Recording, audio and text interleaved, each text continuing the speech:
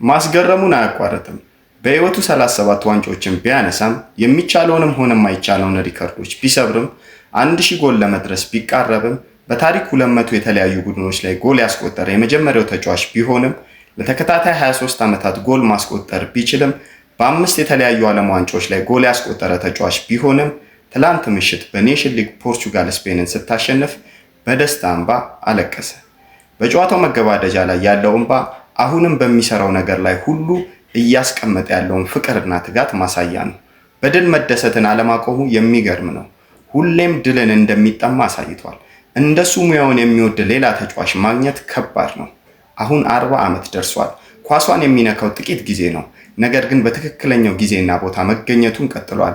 አረብ ሀገር መጫወቱ የሚያመጣው ለውጥ የለም።